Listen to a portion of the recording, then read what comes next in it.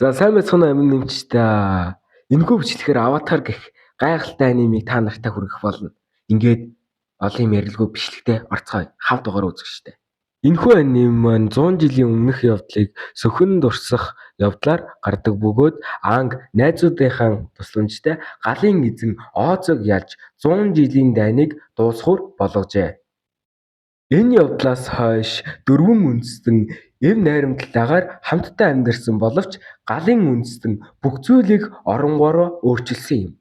Энэ явдлын дараа галын эзэн Зууко болж аавынхаа зовлон шаналлын дараа колониудыг зайлуулах хүсэлтэй байв. Гэтэл Анг үүнийг эсэргүүцэж амар тайван явуулах нь миний үүрэг гэдэг.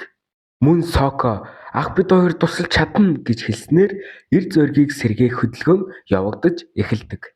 Энэ үйл явдлын дараа Зууко Анг хоёр ярилцдаг. Зууко, би чамаас нэг зүйл гуй. Би чамайг гэмтэх юм уу ямар нэгэн ордлого хийх тохиолдолд чи намайг алаарай гэдэг үгийг хэлдэг. Энэ үгийг сонссон Анг гайхаж хоцордог. Ингээд нэг жилийн дараа Зууко хар дард сэрэн хэн нэгэн намайг алах гэж оролдож байна гэдэг. Гэтэл нэгэн цэрэг бид бүхэл ордныг аюулгүй байдлыг хангаж байна. Гэтэл нэгэн учир битүүлэг хүн дайрч парт 1 маань дуустдаг. Ингээд парт 2 руугаа орцгоё. Ус, чулуу, гал, салхи. Энэ дөрвийн нэгдлийг эзэмшсэн хүн бол Аватар. Нэгдүгээр анги дээр Зууко болон нэгэн учир битүүлэг хүн дайрснаар төгсдөг бол парт 2 дээр энэхүү үйл явдал дэлгэрэнгүй гардаг юм.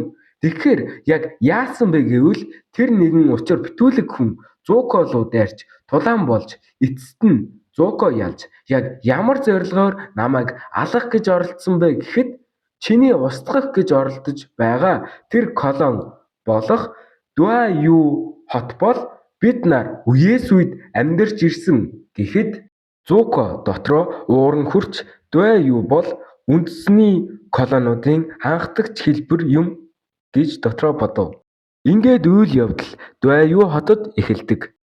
Зууко Дуаюд ирж өөрлөө дайрсан охиныг аавтай нь уулзуулж танай охин миний гэрт орж намайг алах гэж оролдсон гэхэд аав нь учир зүггүй мөргөж охины минь дэггүй зан авирт чин сэтгэлээсээ уучлаарай гэв.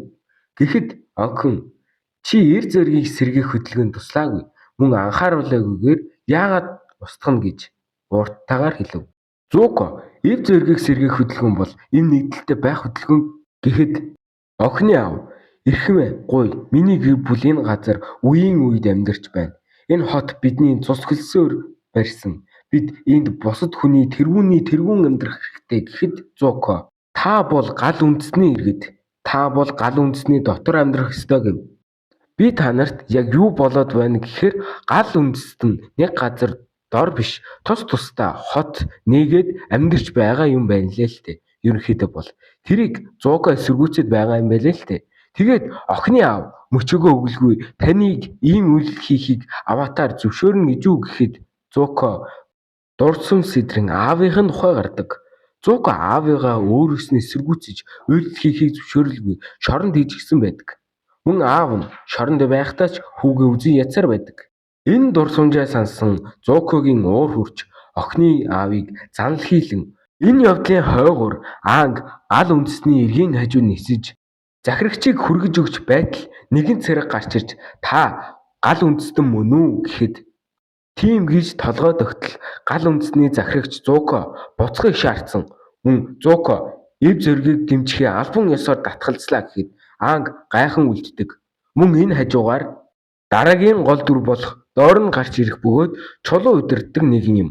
Доор нь хэсэг хүмүүст хичээл заах ба түүнийгээ орхин Зууко дээр ирэх бөгөөд мөн тэр хамт ярилцсан суух бөгөөд Анг энэ явдлын учрыг тайлах гээд сууж байдгаар 2 дугаар бүлэг маань төгснө.